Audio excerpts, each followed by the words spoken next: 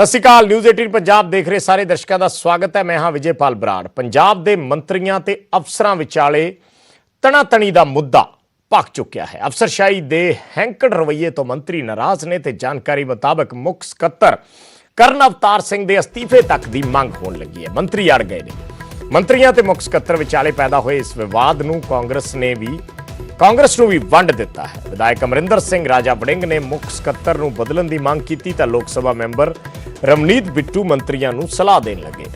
रवनीत बिट्टू ने मंत्री तक बदलण की गल कही, जबकि राज सभा मैंबर प्रताप सिंह बाजवा ने मुख्यमंत्री नूं सलाह दी कि वह अपने सहयोगियों की सुणन ते उन्हां च बेहतर तालमेल बिठाउण। दरअसल वक्खो वखरे बयान सामने आए ने जदों तो ये एपीसोड होया है। कल दोपहर की यह गल है जदों कैबिनेट मीटिंग रखी गई सी। मुख्यमंत्री ने उस कैबिनेट मीटिंग दे विच बाद च जुड़ना सी। दरअसल पूरा मसला की होया असीं एक बारी फिर दर्शकों को समझा दिंदे हां जिहड़े दर्शक साडे नाल जुड़े ने कि मंत्रियों दा ते अफसरां दा विवाद है कि या हुणे ज्यादा क्यों निकल के बाहर सामने आया। सो इस दे विच कल जदों प्री कैबिनेट मीटिंग सी, मुख्यमंत्री कैप्टन अमरिंदर सिंह ने 2 बजे जुड़ना सी पर यह मीटिंग 11 बजे शुरू हो गई सी। पहला विवाद उत्थों शुरू होया जदों सारे मंत्री तां पंजाब भवन पहुंच गए पर मुख सकत्तर वीडियो कॉन्फ्रेंसिंग के जरिए बैठक नूं संबोधन कर लगे। मंत्रियों ने इतराज जताया कि जदों सारे मंत्री निजी तौर पर मीटिंग च शामिल होन आए ने तां फिर मुख सकत्तर वीडियो कॉन्फ्रेंसिंग के जरिए क्यों संबोधन कर रहे हैं। उस तो बाद मुख सकत्तर नूं मीटिंग च आउणा पिया। वो मीटिंग च आए, फिर शराब की पॉलिसी ते चर्चा शुरू हुई और इसते जदों मंत्रियों ने किंतु परंतु कीते तां तलखी वध गई। उस तो बाद सब तो पहला मनप्रीत बादल मीटिंग छड़ के बाहर निकले, फिर उस तो बाद चरणजीत चन्नी निकले, फिर अग बबूला होए या गुस्से चाहे सुखजिंदर रंधावा निकले। तकरीबन सारे मंत्री ये मीटिंग छड़ के चले गए कैप्टन अमरिंदर दे शामिल होने तो पहला ही। हुण इसनूं कैबिनेट मीटिंग किया जाए या प्री कैबिनेट मीटिंग किया जाए, जो मर्जी कह लो, पर मुख्यमंत्री उदों तक शामिल नहीं होए सी। अंतिम रूप दिता जाना सी। मंत्री इस गल तो भी औखे सी कि एक दिन पहला जिहड़ी कैबिनेट मीटिंग हुई सी उस कैबिनेट मीटिंग दे विच मीटिंग तो कुछ मिनट पहला व्हाट्सएप ते पॉलिसी जिहड़ी सी एक्साइज पॉलिसी उसकी कॉपी सारे मंत्रियों नूं भेजी गई सी और मंत्री इस गल तो भी औखे सी कि उन्हां दे नाल विचार चर्चा नहीं की गई। महज मीटिंग तो कुछ दिन पहला कुछ मिनट पहला उन्हां नूं व्हाट्सएप ते कॉपी भेज दी गई। तां कैप्टन अमरिंदर सिंह ने उस दिन विच बचा करदिआं कहा कि तुसीं पहला आपस डिस्कस कर लो, आपां इस पॉलिसी नूं कल नूं मंजूरी दे देंगे।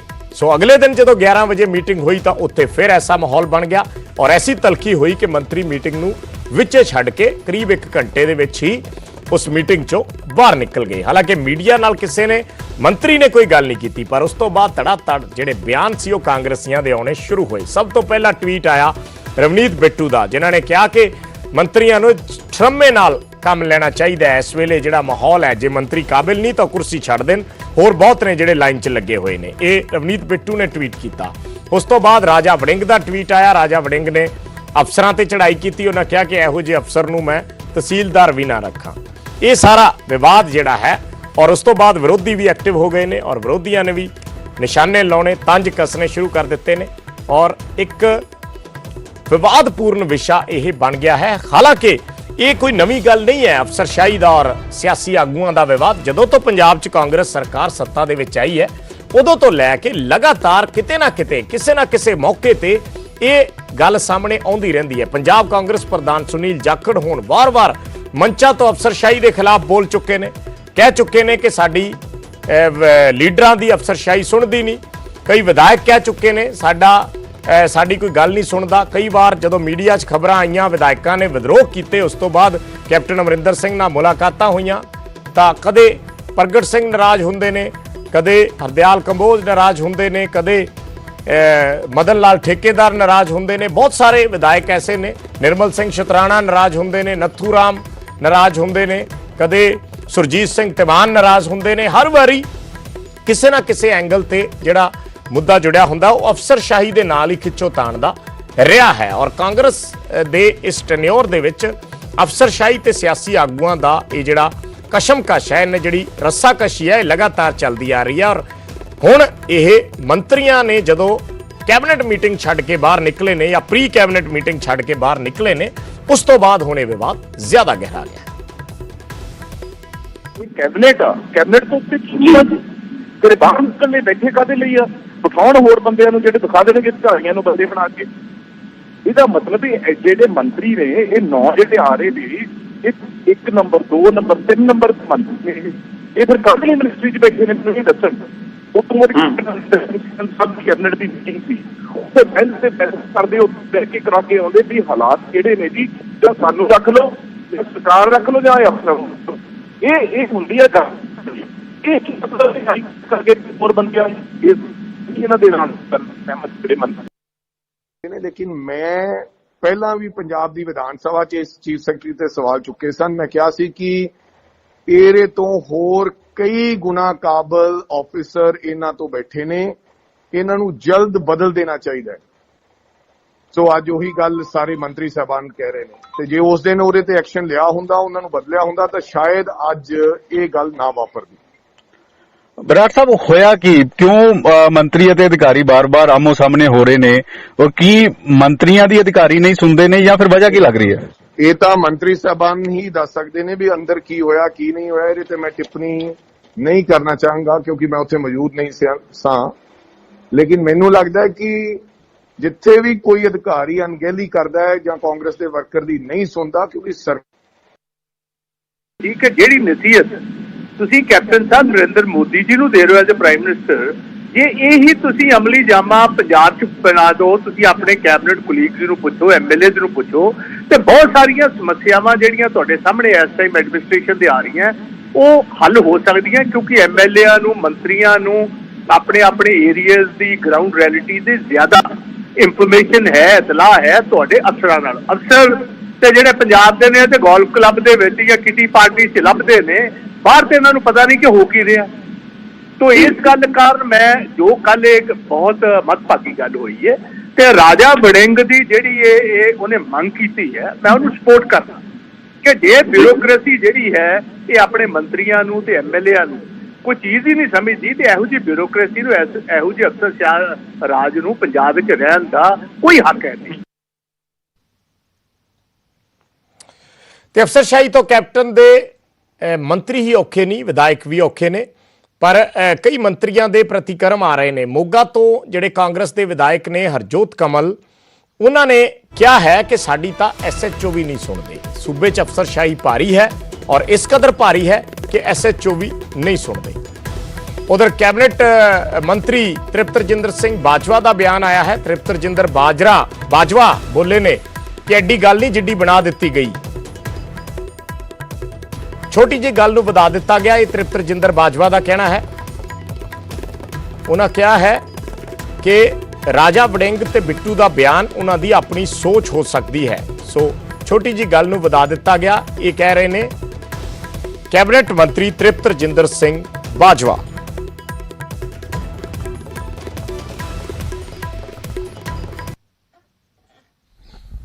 ਮੈਨੂੰ ਇਹ ਨਹੀਂ ਪਤਾ ਪਹਿਲੀ ਵਾਰ ਹੈ ਕਿ ਦੂਜੀ ਵਾਰ ਆ,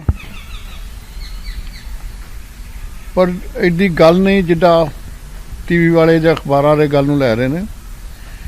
ਡਿਫਰੈਂਸ ਆਫ ਓਪੀਨੀਅਨ ਸੀ ਅਫਸਰ ਦੇ ਨਾਲ,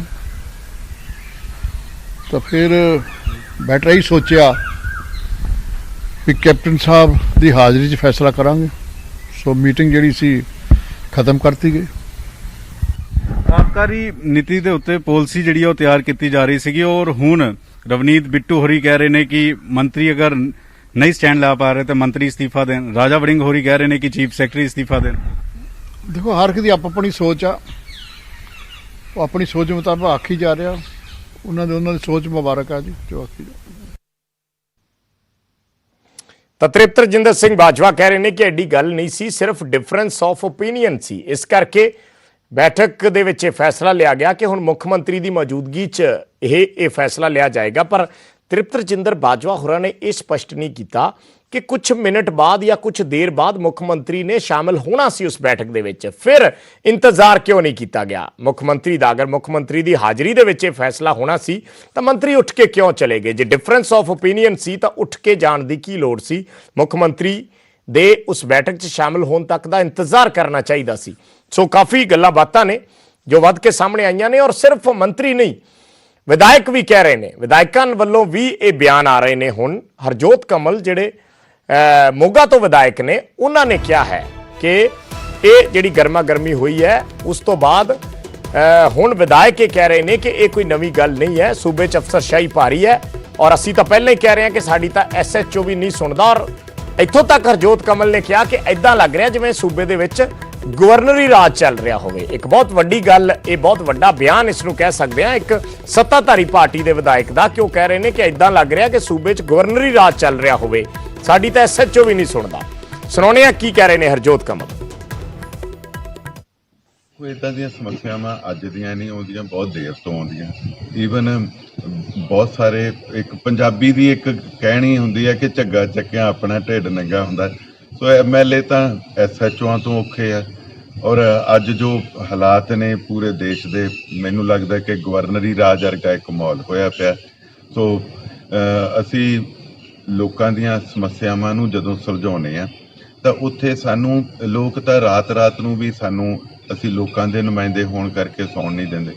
ਔਰ ਜੇ ਅਸੀਂ ਆਪਣੇ ਲੋਕਾਂ ਦੀ ਬਾਹ ਨਾ ਫੜਾਂਗੇ, ਅਸੀਂ ਆਪਣੇ ਲੋਕਾਂ ਦੀਆਂ ਮੁਸ਼ਕਲਾਂ ਨਾ ਸੁਣਾਂਗੇ, ਉਹਨਾਂ ਨੂੰ ਦੂਰ ਕਰਨ ਦੀ ਕੋਸ਼ਿਸ਼ ਨਾ ਕਰਾਂਗੇ, ਤਾਂ ਫਿਰ ਅਸੀਂ ਕੱਲ੍ਹ ਨੂੰ ਇਹਨਾਂ ਲੋਕਾਂ ਦੀ ਕਚਹਿਰੀ 'ਚ ਕਿਵੇਂ ਜਾਵਾਂਗੇ।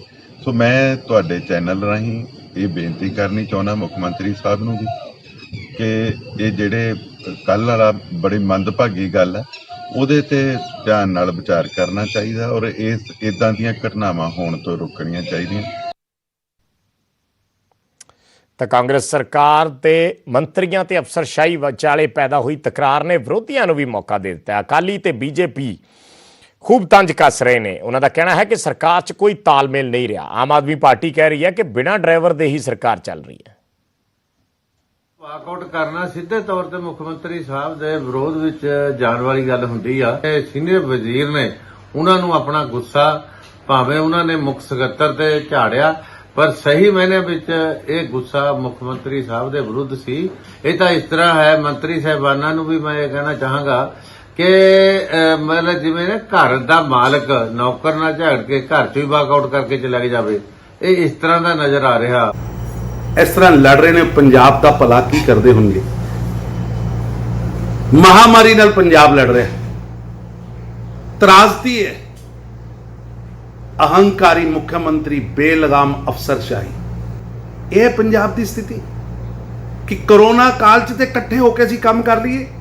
ਉਸ ਮੀਟਿੰਗ ਦੇ ਵਿੱਚ ਕੋਈ ਫੈਸਲਾ ਲੈਣ ਦੀ ਬਜਾਏ ਅਫਸਰਾਂ ਦੀ ਔਰ ਵਜ਼ੀਰਾਂ ਦੀ ਆਪਸ ਦੇ ਵਿੱਚ ਖਿੱਚੋਤਾਣ ਹੋਈ ਹੈ, ਭਿੜਤ ਹੋਈ, ਆਪਸ ਦੇ ਵਿੱਚ ਕਲੇਸ਼ ਹੋਇਆ ਔਰ ਉਸ ਤੋਂ ਬਾਅਦ ਵਜ਼ੀਰਾਂ ਦਾ ਵਾਕਆਊਟ ਕਰਕੇ ਬਾਹਰ ਨਿਕਲ ਜਾਣਾ। ਮੈਂ ਸਮਝਦਾ ਕਿ ਹਿੰਦੁਸਤਾਨ ਦੇ 73 ਸਾਲ ਦੇ ਇਤਿਹਾਸ ਦੇ ਵਿੱਚ ਇਸ ਤੋਂ ਸ਼ਰਮਨਾਕ ਗੱਲ ਔਰ ਇਸ ਤੋਂ ਸਿਆਸੀ ਗਿਰਾਵਟ ਵਾਲਾ ਕੋਈ ਇਨਸੀਡੈਂਟ ਇਸ ਤੋਂ ਪਹਿਲਾਂ ਹੋਇਆ ਨਹੀਂ। ਤੇ ਬੀਜੇਪੀ ਦੇ ਸੀਨੀਅਰ ਆਗੂ ਤੇ ਸਾਬਕਾ ਕੇਂਦਰੀ ਮੰਤਰੀ ਵਿਜੇ ਸਾਂਪਲਾ ਨੇ ਕਿਹਾ ਕਿ ਪੰਜਾਬ ਸਰਕਾਰ 'ਚ ਕਿਸੇ ਦਾ ਕੋਈ ਕੰਟਰੋਲ ਨਹੀਂ ਹੈ, ਕੋਈ ਤਾਲਮੇਲ ਨਹੀਂ ਹੈ ਤੇ ਇਸ ਸਭ ਦਾ ਖਮਿਆਜ਼ਾ ਆਮ ਲੋਕਾਂ ਨੂੰ ਭੁਗਤਣਾ ਪੈ ਰਿਹਾ ਹੈ। ਪੰਜਾਬ ਸਰਕਾਰ ਦੀ ਕੱਲ ਪ੍ਰੀ ਕੈਬਨਿਟ ਜਿਹੜੀ ਮਿਨਿਸਟਰਾਂ ਦੀ ਬੈਠਕ ਹੋਈ ਔਰ ਉਹਦੇ ਵਿੱਚ ਇੱਕ ਆਮ ਚਰਚਾ ਜਿਹੜੀ ਸਾਹਮਣੇ ਦੇਖਣ ਨੂੰ ਆਈ ਕਿ ਅਫਸਰਾਂ ਦਾ ਤੇ ਮੰਤਰੀਆਂ ਦਾ ਤਾਲਮੇਲ ਪੂਰੀ ਤਰ੍ਹਾਂ ਜਿਹੜਾ ਆ ਟੁੱਟ ਚੁੱਕਾ ਆ ਔਰ ਪੂਰੀ ਸਰਕਾਰ ਕਨਫਿਊਜ਼ਡ ਹੈ। ਔਰ ਉਹਦੇ ਵਿੱਚ ਜਿਹੜੇ ਪੰਜਾਬ ਦੇ ਕਾਂਗਰਸ ਦੇ ਪ੍ਰਧਾਨ ਉਹ ਕੁਝ ਹੋਰ ਕਹਿ ਰਹੇ ਨੇ, ਉਹਨਾਂ ਦੇ ਜਿਹੜੇ ਐਮਪੀ ਨੇ ਉਹ ਕੁਝ ਹੋਰ ਕਹਿ ਰਹੇ ਨੇ।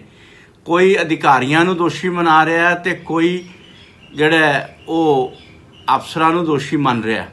ਪਰ ਹਕੀਕਤ ਇਹ ਹੈ ਕਿ ਇਹਨਾਂ ਦਾ ਆਪਸੀ ਤਾਲਮੇਲ ਨਾ ਹੋਣਾ ਜਿਹੜਾ ਆ ਉਹ ਪੰਜਾਬ ਦੀ ਜਨਤਾ ਦੇ ਉੱਤੇ ਬਹੁਤ ਵੱਡਾ ਅਤਿਆਚਾਰ ਹੋ ਰਿਹਾ ਆ ਔਰ ਉਹਨਾਂ ਦੇ ਇਸ ਆਪਸੀ ਤਾਲਮੇਲ ਦੇ ਵਿੱਚ ਜਿਹੜੇ ਉਹਨਾਂ ਦੇ ਆਪਸੀ ਵੈਰ ਵਿਰੋਧ ਦੇ ਵਿੱਚ ਪੰਜਾਬ ਦੀ ਜਨਤਾ ਜਿਹੜੀ ਉਹ ਪਿਸ ਰਹੀ ਹੈ।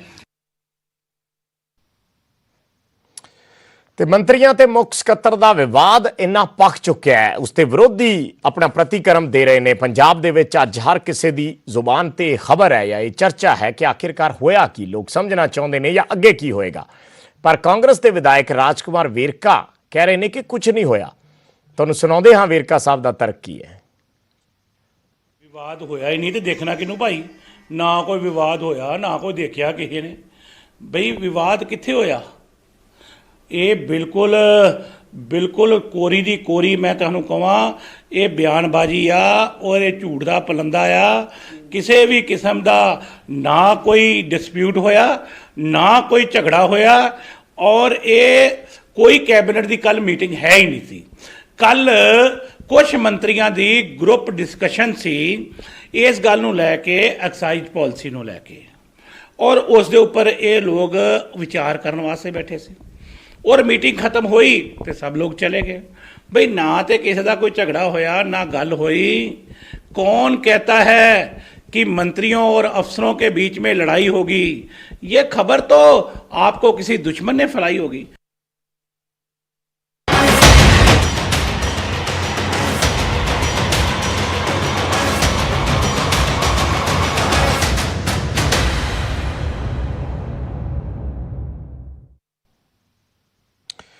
ਤੇ ਹੁਣ ਗੱਲ ਕਰਦੇ ਹਾਂ ਗ੍ਰਿਫਤਾਰ ਗੈਂਗਸਟਰਾਂ ਦੇ ਸਿਆਸੀ ਕਨੈਕਸ਼ਨ ਦੇ ਮੁੱਦੇ ਦੀ। ਕਾਫੀ ਪੱਕ ਚੁੱਕਿਆ ਹੈ।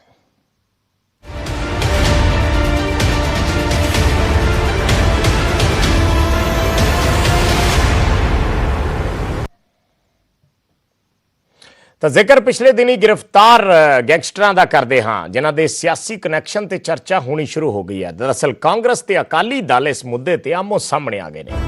ਅਕਾਲੀ ਦਲ ਨੇ ਇਲਜ਼ਾਮ ਲਾਏ ਨੇ, ਅਕਾਲੀ ਆਗੂ ਸੱਜਣ ਸਿੰਘ ਚੀਮਾ ਉਹਨਾਂ ਵੱਲੋਂ ਮੌਜੂਦਾ ਵਿਧਾਇਕ ਨਵਤੇਜ ਚੀਮਾ ਤੇ ਇਲਜ਼ਾਮ ਲਾਏ ਗਏ ਨੇ। ਉਹਨਾਂ ਦਾ ਕਹਿਣਾ ਹੈ ਕਿ ਨਵਤੇਜ ਚੀਮਾ ਦੇ ਇਹਨਾਂ ਗੈਂਗਸਟਰਾਂ ਦੇ ਨਾਲ ਸੰਬੰਧ ਨੇ। ਕੁਝ ਤਸਵੀਰਾਂ ਵੀ ਜਾਰੀ ਕੀਤੀਆਂ ਨੇ ਸੱਜਣ ਸਿੰਘ ਚੀਮਾ ਨੇ ਔਰ ਉਹਨਾਂ ਕਿਹਾ ਹੈ ਕਿ ਇਹ ਤਸਵੀਰਾਂ ਤਸਦੀਕ ਕਰਦੀਆਂ ਨੇ, ਪਰ ਉਸ ਦਾ ਜਵਾਬ ਵੀ ਨਵਤੇਜ ਸਿੰਘ ਚੀਮਾ ਵੱਲੋਂ ਆਇਆ ਹੈ। ਨਵਤੇਜ ਸਿੰਘ ਚੀਮਾ ਨੇ ਕੁਝ ਅਕਾਲੀ ਆਗੂਆਂ ਦੀਆਂ ਪੁਰਾਣੀਆਂ ਤਸਵੀਰਾਂ ਜਾਰੀ ਕੀਤੀਆਂ ਨੇ। ਉਹਨਾਂ ਕਿਹਾ ਹੈ ਕਿ ਤਸਵੀਰਾਂ ਕਿਸੇ ਦੀਆਂ ਵੀ ਕਿਸੇ ਨਾਲ ਹੁੰਦੀਆਂ ਨੇ ਕਿਉਂਕਿ ਸਿਆਸੀ ਲੀਡਰ ਆਮ ਲੋਕਾਂ 'ਚ ਵਿਚਰਦੇ ਨੇ, ਇਲੈਕਸ਼ਨਾਂ ਦੇ ਵਿੱਚ ਵੋਟਾਂ ਮੰਗਣ ਜਾਂਦੇ ਨੇ, ਬਹੁਤ ਸਾਰੇ ਲੋਕਾਂ ਨੂੰ ਮਿਲਦੇ ਨੇ, ਇਸ ਕਰਕੇ ਫੋਟੋ ਖਿਚਵਾਉਣ ਨਾਲ ਕਿਸੇ ਦੇ ਕੋਈ ਸਬੰਧ ਸਾਬਤ ਨਹੀਂ ਹੁੰਦੇ। ਦੱਸ ਦਈਏ ਕਿ ਸੁਲਤਾਨਪੁਰ ਲੋਧੀ ਦੇ ਪਿੰਡ ਕਮਾਲਪੁਰ ਤੋਂ ਗੈਂਗਸਟਰ ਬਲਜਿੰਦਰ ਬਿੱਲਾ ਤੇ ਉਸਦੇ 5 ਸਾਥੀਆਂ ਨੂੰ ਗ੍ਰਿਫਤਾਰ ਕੀਤਾ ਗਿਆ ਹੈ।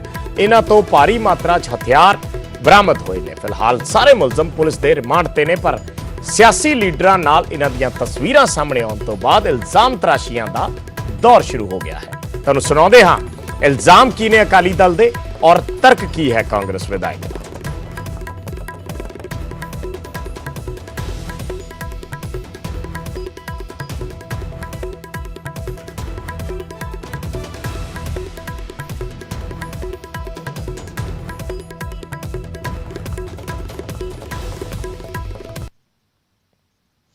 ਜਿਹੜੇ ਚਾਰੇ ਮੁੰਡੇ ਆ ਔਰ ਪੰਜਵਾਂ ਜਿਹੜਾ ਮੇਨ ਹੈ ਬਲਜਿੰਦਰ ਬਿੱਲਾ।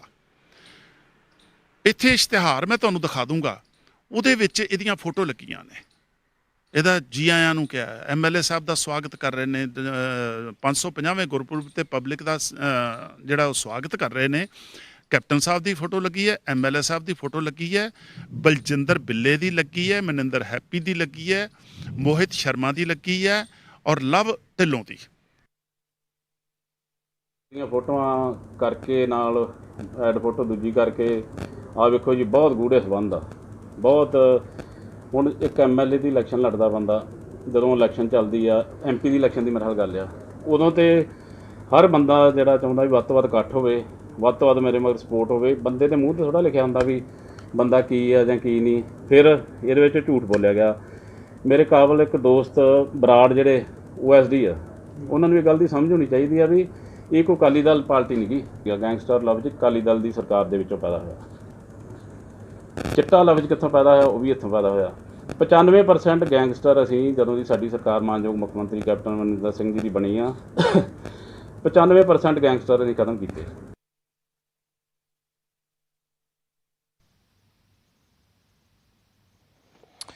ਤੇ ਕਾਂਗਰਸ ਵਿਧਾਇਕ ਨਵਤੇਜ ਚੀਮਾ ਤੇ ਅਕਾਲੀ ਦਲ ਵੱਲੋਂ ਲਾਏ ਇਲਜ਼ਾਮਾਂ ਤੇ ਰਾਣਾ ਗੁਰਜੀਤ ਦਾ ਵੀ ਪ੍ਰਤੀਕਰਮ ਆਇਆ ਹੈ। ਉਹਨਾਂ ਕਿਹਾ ਹੈ ਕਿ ਇਲਜ਼ਾਮ ਤਾਂ ਕਿਸੇ ਤੇ ਵੀ ਲਾਏ ਜਾ ਸਕਦੇ ਨੇ, ਪਰ ਮਾਮਲੇ ਦੀ ਜਾਂਚ ਹੋਣੀ ਜ਼ਰੂਰੀ ਹੁੰਦੀ ਹੈ। MLA ਨਾਲ ਜਿਹੜੇ 6 ਲੋਕ ਸਰਕਾਰ ਨੇ ਫੜੇ ਨੇ, ਉਹਨਾਂ ਦੇ ਸੰਬੰਧ ਦਿਖਾਈ ਦੇ ਰਹੇ ਨੇ। ਫੋਟੋਆਂ ਵੀ ਜਾਰੀ ਹੋਈਆਂ ਨੇ, ਵੀਡੀਓ ਵੀ ਜਾਰੀ ਹੋਈਆਂ ਨੇ ਔਰ ਉਹਨਾਂ ਦੇ ਵਿੱਚੋਂ ਇੱਕ ਨੇ ਬਲਾਕ ਸੰਮਤੀ ਦੇ ਚੋਣ ਵੀ ਲੜੇ ਸੀਗੇ। ਕੀ ਕਹਿਣਾ ਚਾਹੋਗੇ ਕਿ ਕਿੱਦਾਂ ਦੀ ਜਾਂਚ ਹੋਣੀ ਚਾਹੀਦੀ ਹੈ? ਨਹੀਂ ਦੇਖੋ, ਮੇਰਾ ਸਾਥੀ, ਮੇਰੀ ਆ ਪਾਰਟੀ ਆ, ਮੈਂ ਤਾਂ ਸਿਰਫ ਇੰਨਾ ਕਹਿਣਾ ਚਾਹੁੰਦਾ ਕਿ ਅਸਲੀਅਤ ਸਾਹਮਣੇ ਆਉਣੀ ਚਾਹੀਦੀ ਆ। ਜੇ ਉਹ ਦੋਸ਼ੀ ਹੋਇਆ ਸਾਹਮਣੇ ਆ ਜਾਊਗਾ, ਨਿਰਦੋਸ਼ ਹੋਇਆ ਤਾਂ ਵੀ ਯਾਰ ਐਲੀਗੇਸ਼ਨ ਤਾਂ ਕਿਸੇ ਤੇ ਲਾ ਦਿੱਤਾ, ਮੇਰੇ ਤੇ ਨਹੀਂ ਲੱਗਿਆ ਸੀ। ਤੇ ਇਸ ਬੁਲੇਟਿਨ 'ਚ ਫਿਲਹਾਲ ਇੰਨਾ ਹੀ। ਇੱਕ ਛੋਟਾ ਜਿਹਾ ਬ੍ਰੇਕ, ਖਬਰਾਂ ਲਗਾਤਾਰ ਜਾਰੀ ਰਹਿਣਗੀਆਂ।